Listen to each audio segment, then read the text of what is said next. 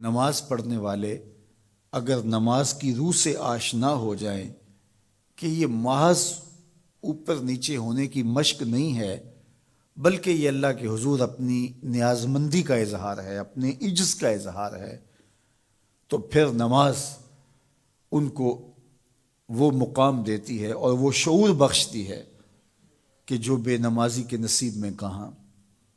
انسان کے اشرف اعضاء اس کے سر میں ہیں، بولنے کی قوت زبان سر میں، دیکھنے کی قوت آنکھیں سر میں، سننے کی قوت کان سر میں، سوچنے کی قوت دماغ سر میں، سونگھنے کی قوت ناک سر میں، اور یہ سر مالک کے در پہ۔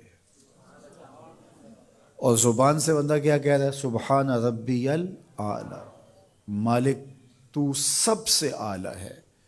اور اپنا رویہ اور عمل کیا ہے کہ اپنی ناک بھی خاک پہ رکھی ہے، پیشانی بھی خاک پہ رکھی ہے، اور باقی اعضاء بھی خاک پہ ہیں۔ تو گویا عملاً یہ بتا رہا ہے مالک مجھ سے نیچا کوئی نہیں اور تجھ سے اونچا کوئی نہیں۔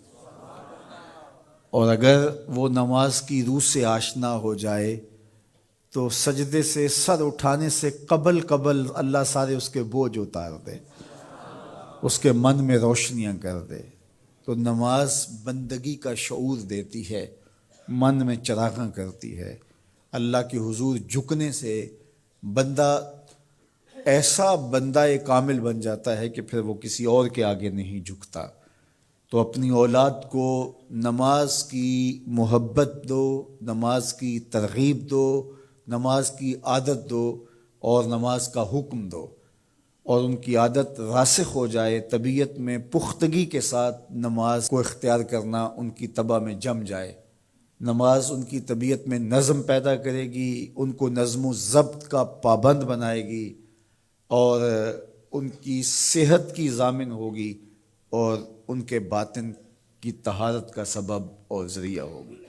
اس لیے کہا کہ اللہ کے حضور جھکنا نہ بھولنا اور نماز قائم کرنا۔ نماز کا تعلق اپنے آپ سے ہے کہ وہ اپنے آپ کو سنوارتا ہے، تقرب اللہ کے لیے اس کی اپنی عملی کوشش ہے۔ بندے اور خدا کا ایک ربط ہے نماز۔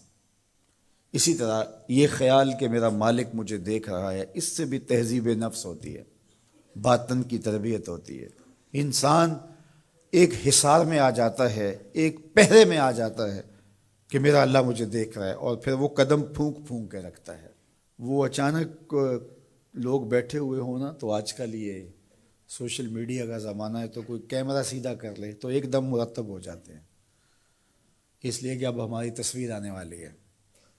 یا کوئی کسی کو کہے کہ جناب آپ لائیو جا رہے ہیں، تو وہ بالکل اپنی حرکات سکنات منظم کر لیتے ہیں، کپڑے سیدھے کرنے لگ جاتے ہیں، اس لیے کہ ہم لائیو جا رہے ہیں۔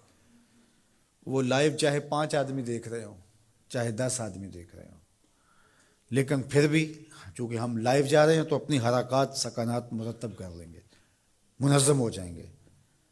اور جب یہ یقین ہو کہ میرا اللہ مجھے دیکھ رہا ہے، یہ ساری حرکتیں وہاں لائیو جا رہی ہیں، تو پھر دل میں برا خیال بھی آنے لگے گا تو اس کو روکیں گے کہ میرا اللہ تو دیکھ رہا ہے۔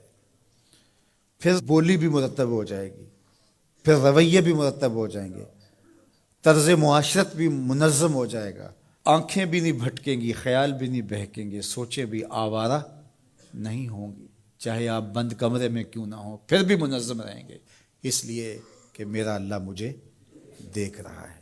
تو یہ یقین زندگی کو منظم کرتا ہے۔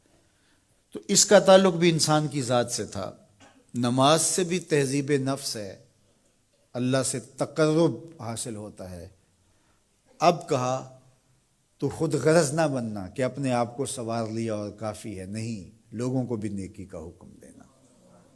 وَأْمُرْ بِالْمَعْرُوفِ وَانْهَ عَنِ الْمُنْکَرِ، لوگوں کو نیکی کا حکم دینا اور برائی سے منع کرنا لوگوں کو، یہ مومن کی زندگی ہے۔